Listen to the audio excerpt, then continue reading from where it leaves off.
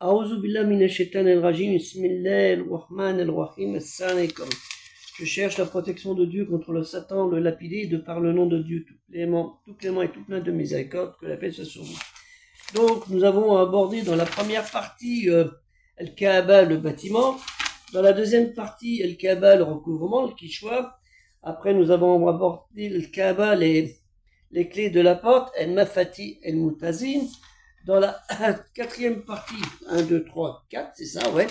4. Dans la quatrième partie, nous avons abordé Al-Kaaba, la pierre noire, El-Hajar, El-Aswad, et nous allons finir avec la cinquième partie, Al-Kaaba, le puits de Zamzam. Alors, je ne vais pas parler de toutes les portes, parce que le souci, c'est que s'il fallait en parler, il y aurait un problème. Déjà, vous voyez, il y a plus de 150 ans, il y en avait 24. Hein, là, vous voyez, Bab el-Nabi, Bab el-Salam, Bab el-Ibrahim, et ainsi de suite. Alors que maintenant, il y a 48 portes. Ah, il y a même des monarques de cet état qui ont marqué, qui ont donné leur nom. Enfin bref, donc on ne va pas rentrer dans ce détail. Si vous les regardez, vous vous renseignez, ce sera que du bien pour vous. Donc on va parler de Al-Kaaba, le puits de Zamzam, la cinquième partie. Et je vous remercie si vous avez regardé les 4 parties précédentes. Alors, proche du sanctuaire de Al-Kaaba, hein, à la Mecque, en Arabie, je dis toujours en Arabie, parce que après c'était pris par différents monarques, dont maintenant la famille Saoud, depuis un petit bout de temps. Enfin, pas si longtemps que ça, la Kaaba, la Mecque, pas si longtemps, après les années 1900, à peine 100 ans, ouais. Il y a même pas. Il y a le puits de Zamzam, hein, issu d'une source d'eau dite selon la tradition musulmane d'origine miraculeuse. Elle aurait surgi de par la volonté de Dieu, Allah Ta'ala, lui le trop exalté soit-il, par le biais de l'ange Gabriel, Jibril, creusant de son pied ou de son aile pour faire apparaître et sauver ainsi de la mort Agar, hein, la femme d'Abraham, la deuxième femme d'Abraham, Ibrahim, et leur premier fils, le premier fils d'Abraham, Ishmaël en hébreu, qui erraient, eux, dans le désert. L'eau de Zamzam n'est pas explicitement présente dans la récitation récitée Al-Qur'an avec les termes eau de Zamzam, mais on le retrouve à travers l'histoire d'Ibrahim, Abraham, que la paix soit sur lui, alayhi salam, ainsi que sur son fils, au moment où il demande à Dieu de nourrir sa famille qui avait alors laissé dans le désert. Une autre explication du puits est le puits qui vient de Bir Ismaël, hein, le puits d'Ismaël qui vient de l'origine sémitique, et les sémites appelaient les sources qui ont pour eux des faveurs divines, Aïn, ou puits. Aïn, c'est l'œil, et Bir, c'est le puits. La renommée de cette source s'étendait jusqu'à la Perse. De cette source, Al-Kaaba.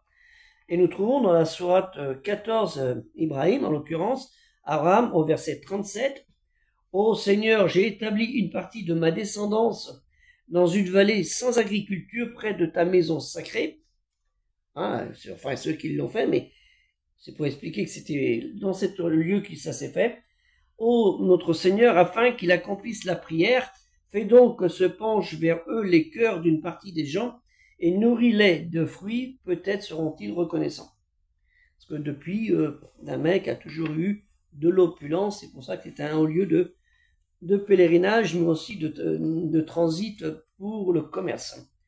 Rabbana inni ashkatun min duriati biwaddin khayri min zarin inda bettika el muharrami Rabbana liyuk كموا الصلاة فجل الآفدة منا الناس تاوين إليهم وأخزكم منا التمغة لعلهم يشكرون. Et on trouve aussi, excusez-moi, et on trouve dans la Genèse, dans la Bible, c'est-à-dire le Tanakh, la première partie, dans ce qui veut dire Sefer Bereshit, ça veut dire au commencement, hein, la Genèse, au chapitre 16, et vous allez voir du verset 4 à 11 cette ressemblance dans le texte, hein, qui prouve bien que ce lieu existe, et depuis Abraham.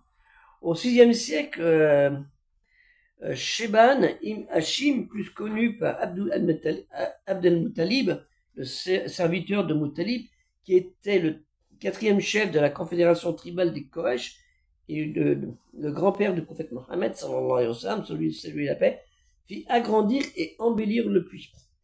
Il en fit garnir les parois de maçonnerie. La tradition affirme qu'il en retira un jour 2 gazelles d'or, des sabres et des cuirasses, dont il fit la porte de Kaaba. Il revêtit en plus de plaques de métal précieux tirées de l'une des statues des gazelles.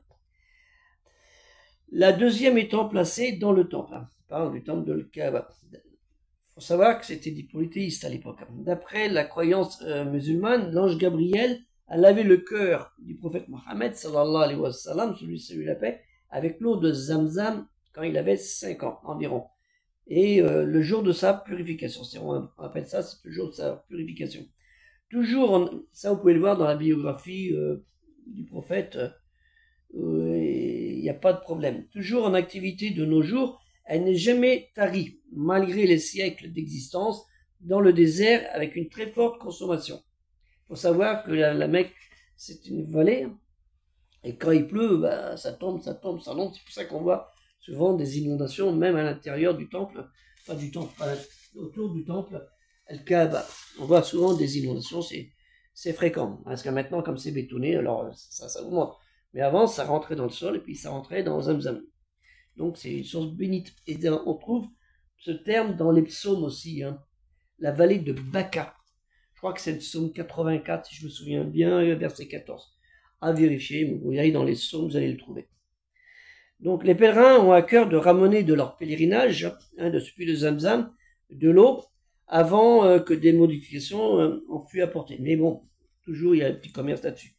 Hydrologie, faut savoir, en hydrologie, l'eau des chutes de pluie infiltrées dans la vallée des Essis proviennent des collines des alentours qui alimentent en partie supérieure du puits et traversent les alluvions sableux de la rivière Wadi et du fond rocheux, la partie inférieure creusée dans la roche, dont une partie perméable permet l'infiltration de l'eau jusqu'à la nappe phréatique. Donc il y a toujours eu de l'eau, mais le problème c'est qu'il y a plus de personnes, et on a fait tellement d'hôtels, il y en a avec des salles de bain, des douches, voilà. Donc ça consomme trop. Hein, on prend les ressources pas que de Zamzam, mais on prend les sources du sol, donc quand on puise d'un côté, bah, ça diminue un petit peu de l'autre côté.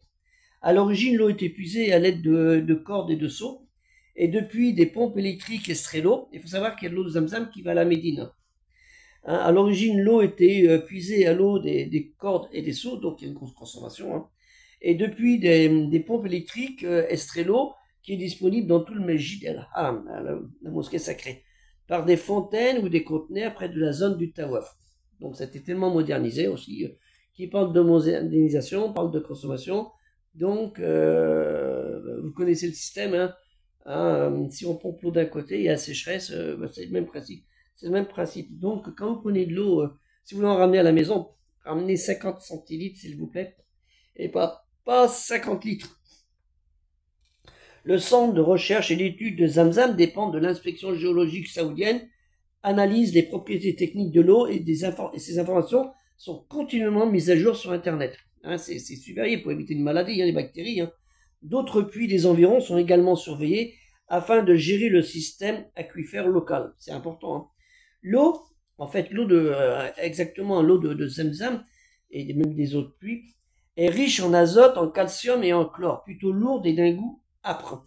Le géographe arabe Al-Yaqoubi, mort en 897, historien et géographe arabe reconnu par ses pairs, auteur d'une histoire du monde dit chronique d'Imwadi, Tariq Imwadi, et d'une géographie générale, le livre des pays, Al-Kitab el-Buldan, estimait qu'il n'était pas recommandé de consommer cette boisson en raison de ses effets néfastes potentiellement sur la santé. C'est ce qui arrivait à la Médine. À la Médine, il y avait des problèmes à cause des puits. Hein. Les gens tombaient beaucoup malades. Même le prophète Mohammed sallallahu alayhi wa sallam est tombé malade à cause des puits de la Médine. Quant à la quantité de l'eau, le prophète lui-même semble partager dans son opinion un hadith qui dit qui promet qu'un jour sa saveur deviendra plus délectable que les flots du Nil et de l'Euphrate. Donc c'est pour vous dire que déjà, il dit qu'elle viendra encore meilleure. Ça veut dire qu'elle était moins bonne. D'après Abdallah ibn Abbas, que Dieu l'agrée, le prophète Mohammed sallallahu alayhi wa sallam, celui a dit, la chose pour laquelle est bu l'eau de Zamzam est exaucée. Rapporté par Daraqutni dans ses sunnas au 27-39, si je me souviens bien. Donc voilà, c'est fait. On a fait le tour de ce voyage de Kaaba sans les portes, parce que je vous ai dit, là il y en a 24, il y a 120 ans, presque 150 ans, et maintenant, j'ai vu le calcul, la porte du roi Abdallah, c'est la 42e, la porte 166, le numéro 43, et ça y va. Donc, on risque peut-être d'arriver à la porte 50, et je ne vais pas vous faire l'inventaire jusqu'à la porte 50. C'est vous qui le faites si vous voulez. Donc, aider le projet culturel musulman universel, et Inch'Allah, on abordera d'autres sujets qui font, parce que tout ça, ça fait partie de la culture musulmane, hein. Vous voyez, en mettant religion et culture. On associe les deux, hein. C'est d'où l'intérêt du projet. Donc, aider ce projet qui a besoin de vos dons pour pouvoir acheter encore d'autres livres qui sont nécessaires, hein, comme ce livre-là, comme celui-ci, comme ceux que vous voyez derrière, ces petits cousins qui sont là, et encore aussi, en voilà, et j'en ai encore quelques-uns en attente. Hein, il y en a qui prennent 6 mois pour arriver. C'est des éditions qui ne se font pas comme ça, c'est sur commande. Donc, aider le projet culturel musulman universel, c'est le projet qui est pour vous. Ne l'oubliez pas, notre travail pour vous. Assalamu alaikum, que la paix soit sur vous.